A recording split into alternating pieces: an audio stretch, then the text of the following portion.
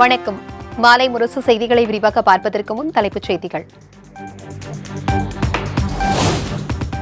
தென்கிழக்கு வங்கக்கடல் பகுதியில் புதிய காற்றழுத்த தாழ்வு பகுதி உருவானதாக வானிலை ஆய்வு மையம் அறிவிப்பு. அடுத்த 24 மணி நேரத்தில் ஆழ்ந்த காற்றழுத்த தாழ்வு பகுதியாக வலுவடையும் என கணிப்பு.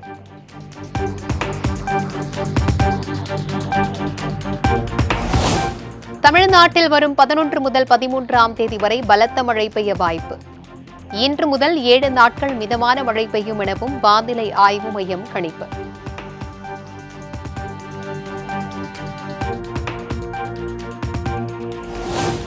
காவல்துறையின் செயல்பாடுகள் குறித்த முதலமைச்சர் மு.க.ஸ்டாலின் தலைமையில் ஆய்வுக் கூட்டம்.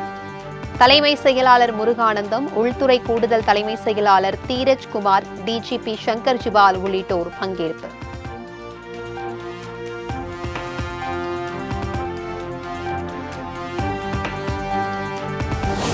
முடிச்சூரில் 42 கோடியே 70 லட்சம் செலவில் ஆம்னி பேருந்துகளுக்கான நிறுத்துமிடம் திறப்பு.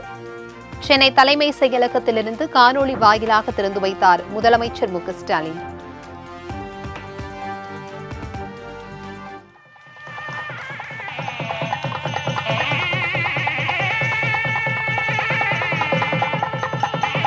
அவர்கள் திறந்து வைத்து மக்கள் பயன்பாட்டிற்கு அர்ப்பணித்தார்கள்.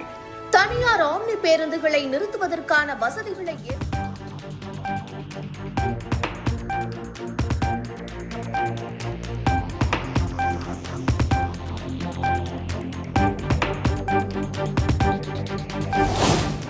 சென்னை கோயம்பேடு மொத்த விற்பனை அங்காடி வளாகத்தில் 1 கோடி ரூபாயில் புதுப்பிக்கப்பட்ட மருத்துவ சிகிச்சை மையம் திறப்பு.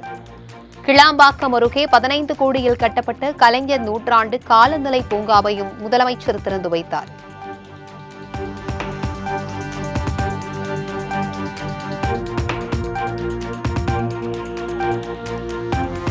விற்பனை அங்காடியில் 1 கோடி ரூபாய் செலவில் புதுப்பிக்கப்பட்ட மருத்துவ சிகிச்சை மையம் அமைக்கப்பட்டுள்ளது. இந்த மையத்தில் மருத்துவர்கள் ஆலோசனை மையம் அறை, செவிலியர்களுக்கு தனி அறை, 3 மருத்துவ படுக்கை வசதிகளை உள்ளடக்கிய அவசர சிகிச்சை பிரிவு, 24 மணி நேரமும் இயங்கக்கூடிய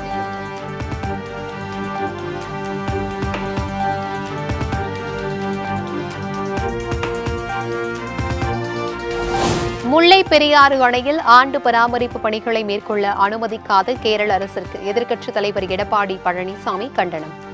பணிகளை மேற்கொள்ள நடவடிக்கை எடுக்காமல் முதலமைச்சர் வாய்மூடி மௌனியாக இருப்பதாகவும் விமர்சனம்.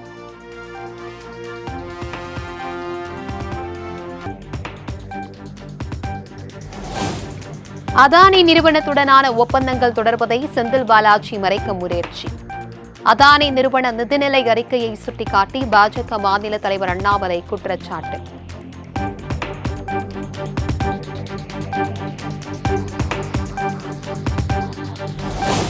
கூட்டணி கணக்குகளை மட்டுமே நம்பி இருமாப்புடன் 200 தொகுதிகளை வெல்வோம் என சிலர் எக்கத்தாலும் பேசுவதாக விஜய் விமர்சனம்.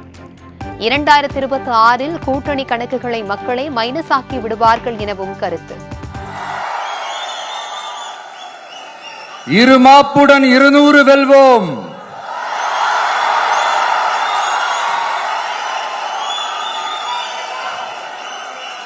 என்று எகத்தால முழக்கமிடும் மக்கள் விரோத ஆட்சியாளர்களுக்கு என் மக்களோடு இணைந்து நான் விடுக்கும் எச்சரிக்கை.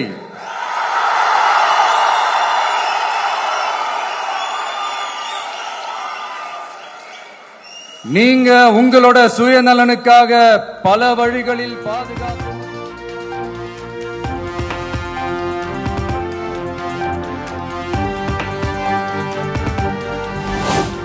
2026 சட்டமன்ற தேர்தலில் 200 தொகுதிகளை அல்ல 234 தொகுதிகளையும் திமுக கைப்பற்றும். தவேக தலைவர் விஜய் கருத்துக்கு அமைச்சர் பி.கே. சேகர் பாபு பதிலடி. தற்குறிகளாக களத்திற்கே வராதவர் பேசிக் கொண்டிருக்கின்றார்கள். எங்களுடைய நிலைப்பாடு 200 அல்ல 234ஐயும் திராவிட முன்னேற்ற கழகம் வருகின்ற சட்டமன்ற தேர்தலில் கைப்பற்றும் கைப்பற்றும் கைப்பற்றும்.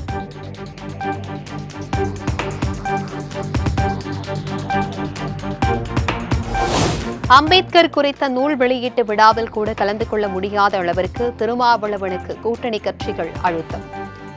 திருமாவளவன் விழாவில் இல்லாவிட்டாலும் அவரது மனசு முழுக்க முழுக்க நம்முடன் தான் இருப்பதாகவும் விஜய் கருத்து.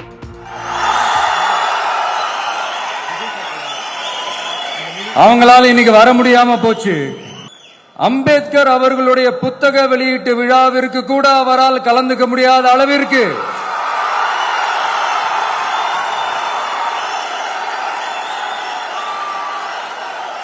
கூட்டணி கட்சிகள் சார்ந்து எவ்வளவு பிரஷர் இருக்கும் என்று என்னால் யூகிக்க முடிந்தாலும் நான் இப்ப சொல்றேன், அவருடைய மனசு முழுக்க முழுக்க இன்னைக்கு நம்மளோட தான் இருக்கும்.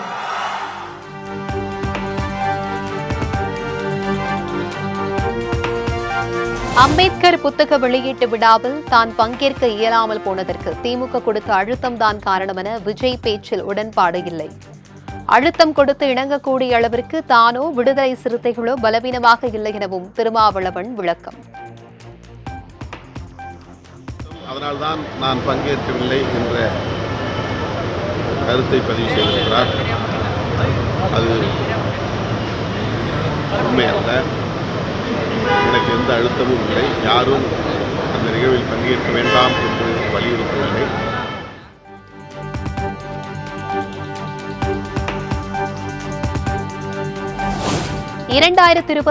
ஆண்டு தேர்தலில் மன்னர் ஆட்சியை ஒழிக்க வேண்டும். விசிக துணை பொதுச் செயலாளர் ஆதவ் அர்ஜுனா பேச்சு.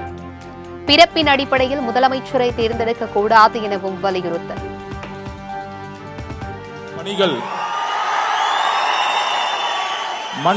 2026க்கான தேர்தலுக்கான பணிகள் மன்னர் ஆட்சியை ஒழிக்க வேண்டும்.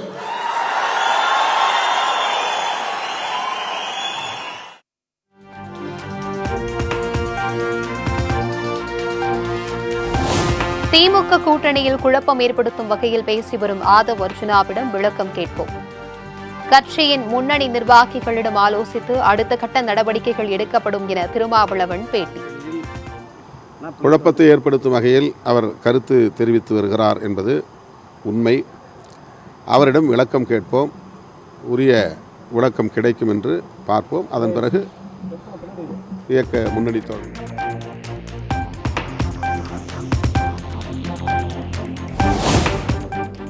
டெல்லி நோக்கி சென்ற விவசாயிகள் மீது மத்திய அரசு கண்ணீர் புகை குண்டு வீசியது கண்டிக்கத்தக்கது.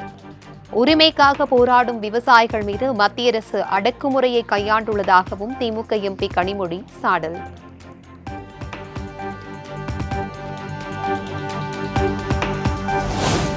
பெஞ்சல் புயல் பாதிப்பு குறித்து விக்கிரவாண்டியில் மத்திய உள்துறை இணை இயக்குநர் தலைமையிலான 7 பேர் கொண்ட குழு ஆய்வு.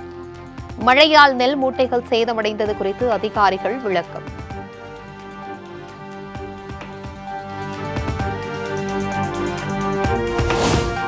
வரும் 9ஆம் தேதி நடைபெறவிருந்த எம்ஜிஆர் பல்கலைக்கழக மருத்துவ பட்ட மேற்படிப்பு மாணவர்களுக்கான தேர்வு ரத்து. தேசிய மருத்துவ ஆணையம் உத்தரவின்படி தேர்வை நடத்த சென்னை உயர்நீதிமன்றம் உத்தரவு.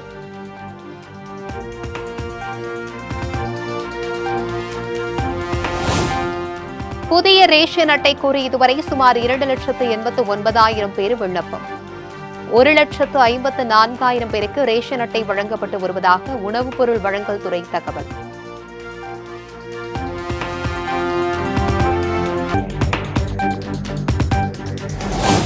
புயல் மற்றும் கனமழையால் சேதமடைந்த இடையார்பாளையம் பாலம் சீரமைப்பு. 3 நாட்களுக்கு பிறகு புதுச்சேரி கடலூர் இடையே மீண்டும் போக்குவரத்து துவங்கியது.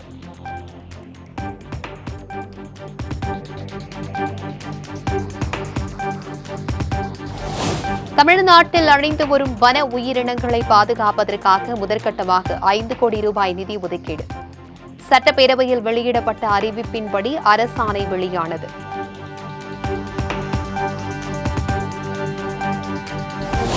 திருச்சி வந்த ஹவுரா எக்ஸ்பிரஸ் ரயிலில் உரிய ஆவணங்களின்றி கொண்டுவரப்பட்ட 75 லட்சம் ரூபாய் பறிமுதல். வருமான வரித்துறைக்கு தகவல் தெரிவிக்கப்பட்டதை அடுத்து விசாரணை தொடக்கம்.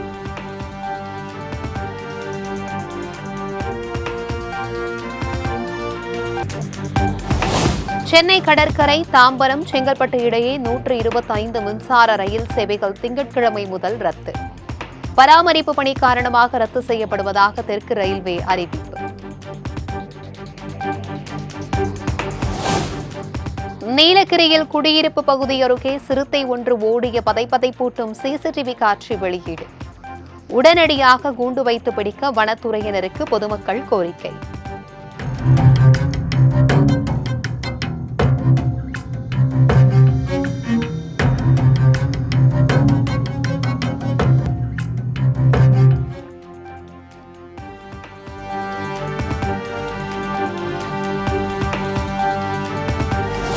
தஞ்சை அணைக்கரையில் உள்ள கீழணையிலிருந்து கொள்ளிடம் ஆற்றில் உபரி நீர் திறப்பு நிறுத்தம்.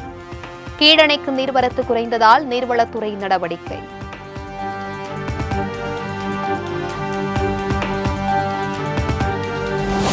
வட தமிழகத்தின் பல்வேறு மாவட்டங்களில் கடும் பனிப்பொழிவு. வாகன ஓட்டிகள் முகப்பு விளக்கை எரியவிட்டபடி பயணம்.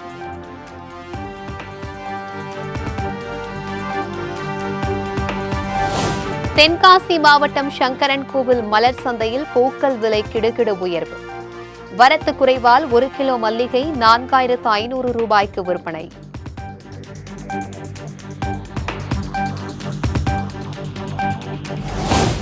கார்த்திகை தீப திருவிழாவை முன்னிட்டு திருவண்ணாமலை அண்ணாமலையார் கோவிலில் 4ஆம் நாள் உற்சவம் கோலாகலம். விநாயகர் பிரம்ம பல்லக்கு வாகனத்திலும் சந்திரசேகரர் தங்க முலாம் பூசப்பட்ட வாகனத்திலும் எழுந்தருளி பக்தர்களுக்கு காட்சி.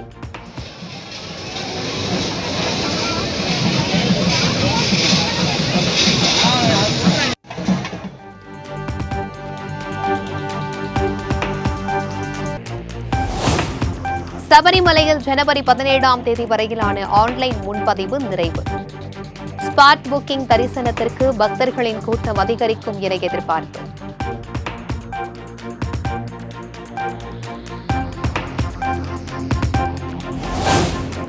டாலருக்கு மாற்றாக எந்த நாணயத்தையும் சர்வதேச வர்த்தகத்திற்கு பயன்படுத்தும் திட்டமில்லை. ரிசர்வ் வங்கி ஆளுநர் சக்தி காந்த தாஸ் திட்டவட்டம்.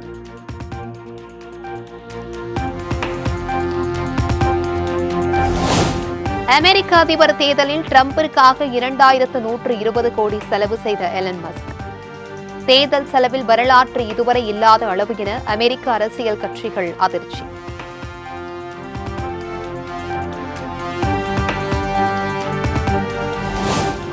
எல்லை தாண்டி மீன்பிடித்ததாக மியான்மர் நாட்டை சேர்ந்த 4 மீனவர்கள் கைது.